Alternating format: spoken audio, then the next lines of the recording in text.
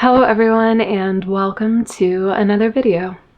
As you know by the title of today's video, I'm going to be sharing the process of painting a portrait in oils from a photo reference, and I'm going to show you the entire process from start to finish, the materials that I use, as well as where I find my references, and just share with you another of my creative pursuits. I know a lot of you are here for the sewing and the knitting content, which I love doing and will continue to do, but I am going to make a little room on my channel, one little playlist for my painting content, particularly painting portraits, and occasionally I will be sharing that with you as well. So I hope you enjoy. I'm gonna go ahead and turn the camera around. I know this bookshelf is typically what you see behind me, and what I'm looking at is my painting corner of the basement. So I'll go ahead and show you my setup. So this is my painting corner of the basement. As you can see, I have a couple of easels set up, and then I also have my portable easel set here on this shelf, and I really like this because the base of it functions as a palette space. So let me show you that a little closer.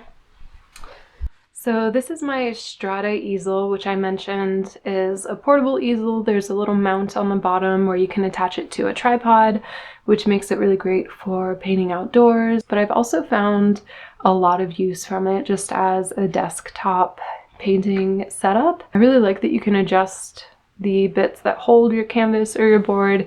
I really like the bottom tray being your palette. It's a nice mixing surface right beneath the painting. So before I dive into painting, I quickly want to share with you a good place to find portrait reference photos, and that of course is Pinterest. Now, I know a lot of people have issue with painting faces without permission or painting images from the internet, and I understand the sentiment, I understand where they're coming from, and if you have the luxury of working from a live model or having someone sit for you to take photos from to reference later, definitely do that. But if you, like myself, and I assume many others, are just sitting at home and you want to practice your portrait painting, I don't think there's anything wrong with doing portrait studies from Pinterest photos or other photos found online. So I think as long as you're using this for personal use and you're not planning to sell the paintings with images and subjects who you do not have permission to use, this is just a great resource to find high quality images to paint from. A few of the search words that I find really helpful, obviously you can type in portrait reference or artist reference.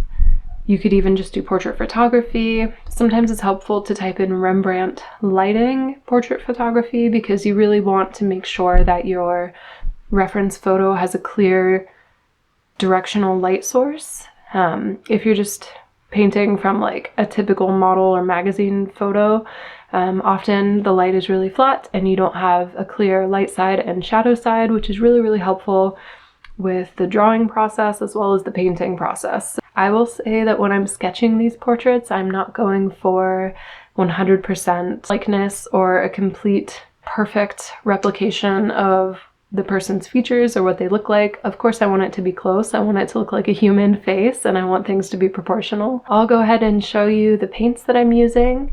I typically start with like a burnt sienna or a burnt umber just to sketch in the features, and I'll use a little bit of odorless mineral spirits or terps to kind of act as an eraser while I'm drawing. So I'll just use one paintbrush and a neutral color to kind of sketch in the features, and if I need to erase, I'll use a little bit of that turpentine to kind of wipe away, and then when I'm happy with the drawing, I will go ahead and show you the colors that I will be using.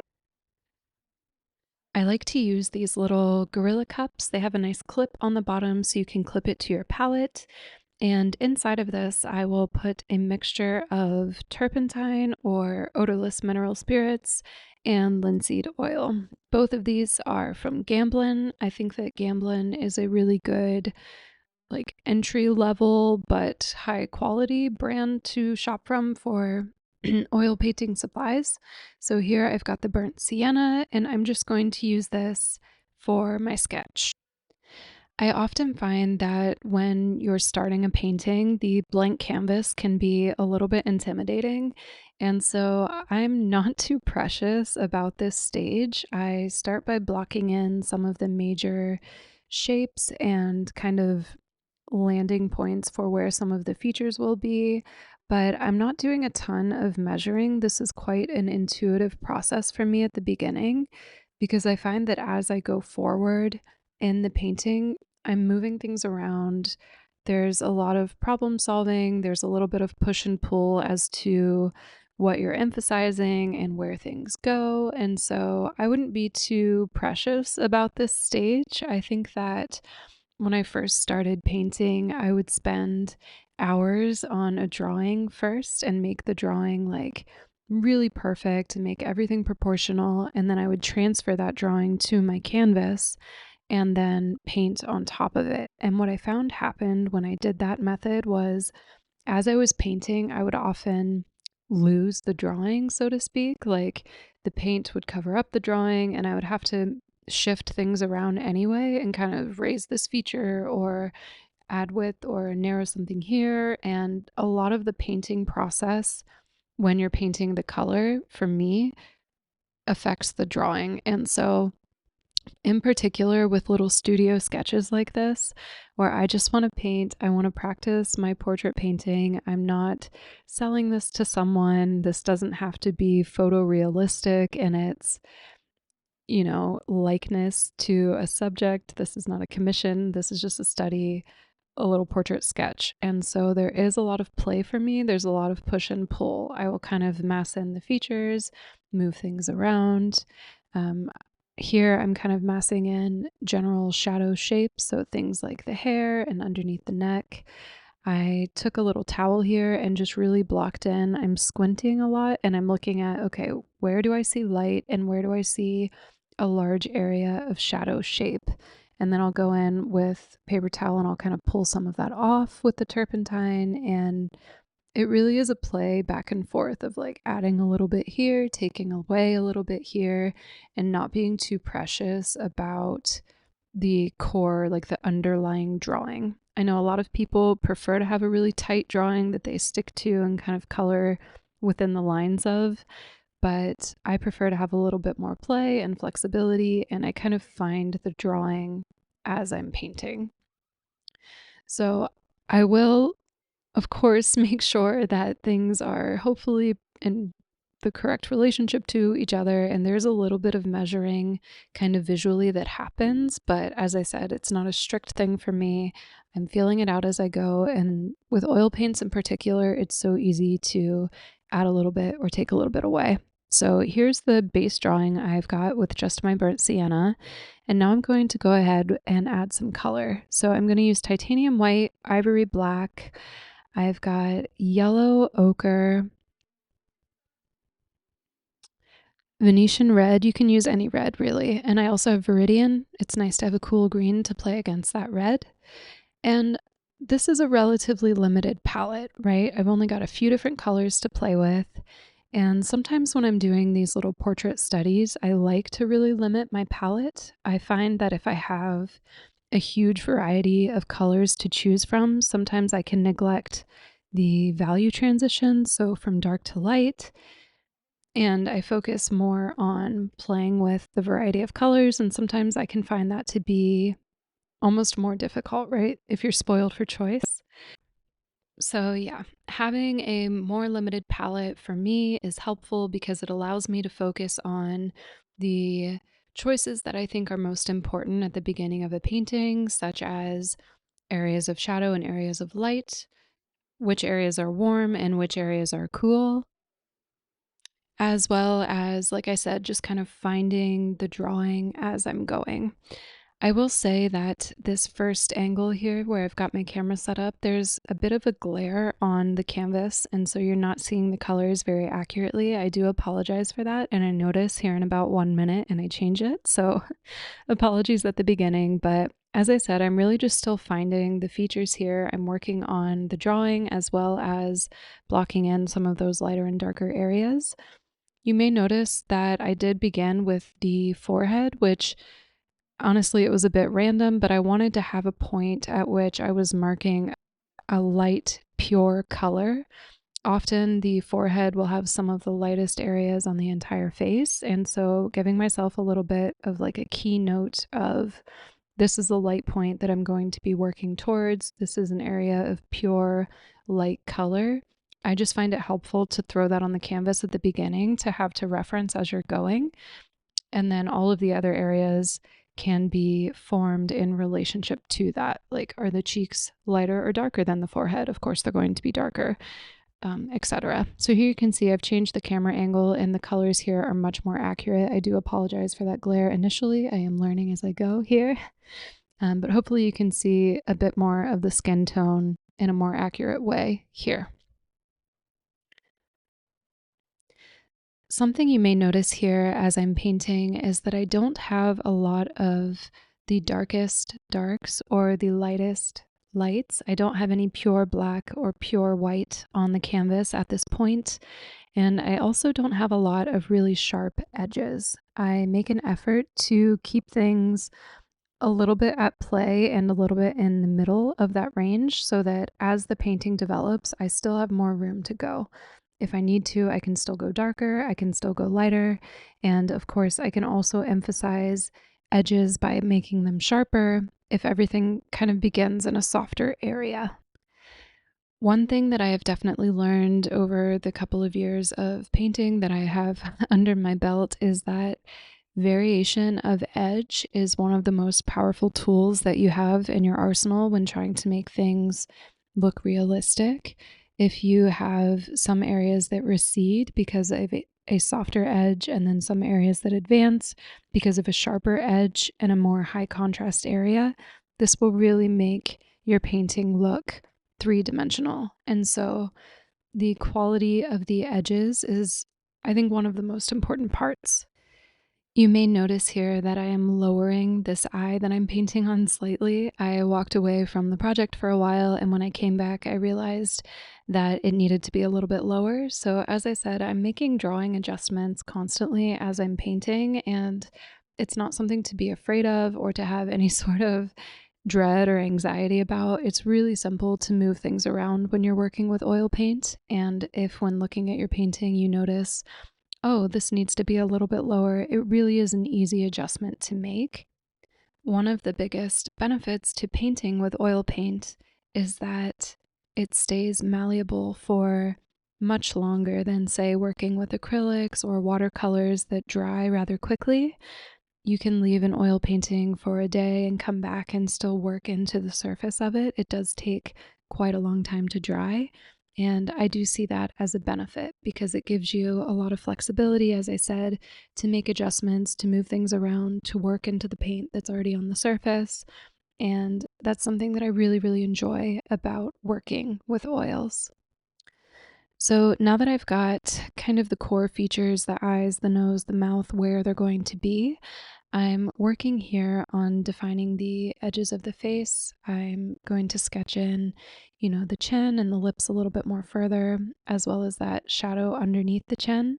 And then I'm going to mass in the hair. So this may look like pure black on the camera, but I reassure you it is not. As I said, I really like to leave myself the darkest of darks till the end in case I want to emphasize or de-emphasize something. So I've got a mixture of red and yellow worked into this black as well, even though on camera it does look a bit flat. And then I'm just refining the shapes a little bit further. I noticed that the shape of the eye needed a little bit of readjustment, and also the transition here on the forehead from shadow into light was feeling a little bit yellow, so I'm just going back over that with a second pass. As I said, I really appreciate that you can continuously work into oils and make these adjustments as you see that they need to be made, and it doesn't affect the purity of the color. So this is where I left it at the end of my first day working on this painting. I did paint this particular portrait over the course of 3 days, and I didn't have a lot of time on each day, maybe an hour or two. And so this was at the end of the first session, which I think was really productive. And at the beginning of the second session here, I'm going to go ahead and block in the rest of those shadow shapes. So I'm going to rework that chin shape a little bit and kind of redefine that edge and soften it up a little bit. I'm also going to sketch in a little bit more fleshed out the hair. One thing that I will say about painting hair is never paint individual hairs. Try to think of the hair as one mass, and then you can bring out small areas of highlight at the end that will really make it read as human hair. I think one of the biggest mistakes that beginners often make is to paint individual hairs or individual eyelashes. And this will just make your painting look really amateur and not lifelike. So when you're painting things that maybe like leaves on a tree, even if you're focusing on the small details, it's not going to read realistically. Instead, start with larger, more general shape, and then you'll be surprised after doing those larger, more generic shapes how much is really translated visually by just adding a few smaller shapes to imply the hairs or the leaves on the tree, right? The variation of edge, the variation of dark and light. You really, really don't need to paint blades of grass. So just something to keep in mind as you're getting bogged down in the details. Try to squint, try to look at larger areas first. It's going to look much more believable. If you think about it, like when you look at yourself in the mirror or when you look at a photo of someone, you don't really see individual hairs. You generally see larger shapes, and then the variation of those larger shapes creates specific features that are true to you or someone else, but those details come second. So here again, I am just massing in the larger shadow shape of the hair, and that will also give me a frame of reference for the facial features, for where that ear is going to come in, as well as the overall width and length of the portrait.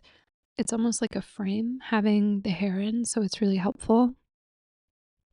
And when it comes to painting the ear, I'm going to keep it really simplified. I don't want the focus of this portrait to be on some hyper realistically rendered ear. I want your focus to go to the eyes of the portrait first. And so I like to really downplay the details of the ear, and I really just want to imply that it's there. Another little tip about painting ears is this is one of the areas of the face where you can really punch up the red or the vibrancy of the colors. Ears, noses, they often have some of the punchiest red tones, so push it a little further than you think you should, and often it looks really nice to have more saturated reds in those areas. I'm adding a little bit more light to the edge of the hair. And again, not painting individual hairs, but just sections of light and dark. And then I'm going to work on the shadow areas on the face and on the neck. Another thing to keep in mind is the warmth or the coolness of your shadow areas. So on the cheek, for instance, you're probably going to have a warmer shadow because the cheeks are often warmer areas of the face. And on the neck, below the chin, you're probably going to have a more cool shadow because this is an area that doesn't see the sun as often and doesn't have the same pigmentation as the face. Again, when I'm painting the neck or the shadow areas in general, I want to keep them very simplified. I want them to be not at all coming forward. I want them to recede. And so I'm not giving a lot of detail. I'm trying to be as general as I can.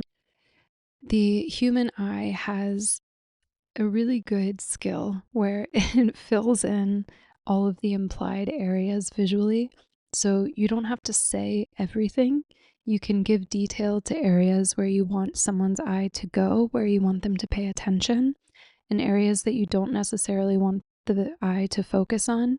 You can do really, really minimal detail and just a generalized idea of something.